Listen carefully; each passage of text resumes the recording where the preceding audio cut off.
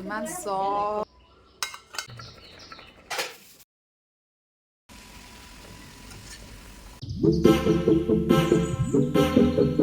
Hey, what's up guys? Welcome back to my channel Exotic Assam. অহাকালি ৰাতিপুৱা আমি ব্ৰেকফাষ্টত পুৰি খোৱা প্লেন কৰিলো সো আগদিনাখন ৰাতিয়ে মই তাৰ ডোটো মাৰি থলো এতিয়া পুৰিৰ ডোটোৰ কাৰণে মই লৈছো 3 কাপ ময়দা 1/3 কাপ অফ সুজি 3 টেবুলস্পুন অফ দৈ আৰু জানেনে দৈখিনি ইমান ধুনীয়া আছিল যে একদম হাংকাৰ্ড নিচিনা তাৰ পিছত এই মিক্সখিনিত মই এড কৰিলো অলপমান নিমখ অলপমান চেনি আৰু অলপমান ৰিফাইন তেল তাৰ পিছত গোটেইখিনি মই ভালকে মিক্স কৰি ললো লোৱাৰ পিছত মই অলপ পানী দি পিনে মই গোটেই ডোখিনি মাৰিলো আৰু চাবদে দৈত কিন্তু অলপমান পানী থাকে একানে হাংকাৰ্ড বা একদম গোটা দৈ লোৱাটো মই বেছি প্ৰিফাৰ কৰো এতিয়া হয়তো বহুতে ভাবিছে চাগে পুৰি ডোটো নোৱাৰো আগদিনাখন ৰাতিয়ে মাৰি থব লাগে ৰাতিপুৱা মাৰিলেওটো হয় কিন্তু মই যে ইয়াত সুজিটো এড কৰিছো তো এই সুজিখিনিটো ফুলি পিনে সেট হ'ব লাগিব ন তো সেইকাৰণে আগদিনাখন ৰাতিয়ে মাৰি থৈছো যাতে পুৰিখন একদম ক্ৰিস্পি আৰু সফট বনে ডোখিনিৰ ওপৰত মই অকমান ৰিফাইন তেল ৰাব কৰি পিনে হোল নাইট সেট হ'বলে ৰাখি দিলো আৰু ৰাতিপুৱা উঠি পিনে দেখিছে নে ধুনীয়া সফট হৈছে ডোখিনি পুৰি বনাবলেতো সকলোৱে জানেই কিন্তু মই অলপমান ডিফাৰেন্ট ষ্টাইলত বনাব ট্ৰাই কৰিলো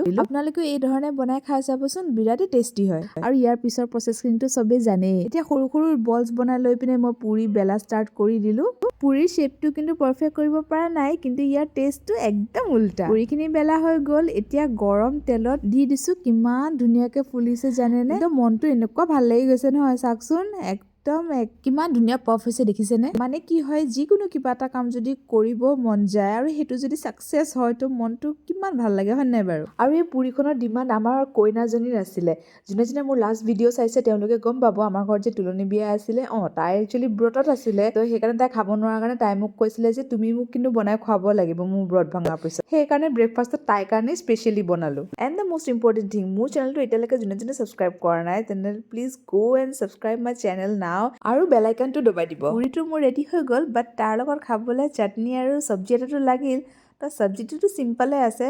বন্ধাকবিৰ সবজি চাটনিটো হৈছে একদম চটপটা বলক তেন্তে চাটনিটো মই কি ধৰণে বনালো চাই লওঁ এইটো চাটনি একদম আচাৰ ৰিপ্লেস কৰিব পাৰিব মই চাটনি বুলিয়ে কৈছো আপোনালোকে যি নাম ভাবে হেতু দি ল'ব পাৰিব একদম ইজি আৰু ইনষ্টেন্ট হৈ যায় ফাৰ্ষ্টত পিয়াজ অলপমান কাটি ললো আপোনালোকে যি শেপ দিব বিচাৰে দি ল'ব পাৰে খালি চপ নকৰিব তাৰপিছত আদা কাটি ললো জুলিয়ান শেপত তাৰপিছত মোৰ ওচৰত আছে স্প্ৰিং অনিয়নছ সেইখিনিকো মিহি মিহি কৰি কাটি ললো তাৰপিছত গোটেইখিনি মই এটা বাটিত লৈ পিনে তাত নেমু স্কুইজ কৰি দিলো অলপমান নিমখৰ সৈতে তাৰপিছত ধুনীয়াকে মিক্স কৰি ললো যেনেকে আমাৰ চানাৱালা কেইটাই চানা মিক্স কৰে তেনেকে হেনেকুৱাই লাগিছে নাই বাৰু যোৱা ৰাতি আকৌ আমাৰ ঘৰ খানাও আছিলে আমাৰ ওচৰৰ মানুহ কি ঘৰ আহিছিলে তো তাতে খুৰাজনে ইমান ধুনীয়াকে মিহি মিহিকে পাতকবি কাটি আছিলে মই বোলো আপুনি মোৰ কাৰণেও কাটি দি থৈ যাব দেই তো তেওঁ মোৰ কাৰণে কাটি দি থৈ গ'ল আৰু মোৰ ৰাতিপুৱাৰ কামটো আসান হৈ থাকিলে বাস তেলত মই অলপমান পাঁচফোৰণ কেঁচা জলকীয়া পিয়াজ অলপমান আৰু অনিয়ন অলপমান দি পিনে মই কবি ভাজিখন মই বনাই ললো এতিয়া ৰাতিপুৱাৰ সব যোগাৰ ৰেডি বাস খাবহে লাগে আৰু সব বহি গৈছে মই সবকে সাৰ্ভ কৰি দিলো তাৰ পিছত মোৰ লগত বাচ্চা পাৰ্টি কিটা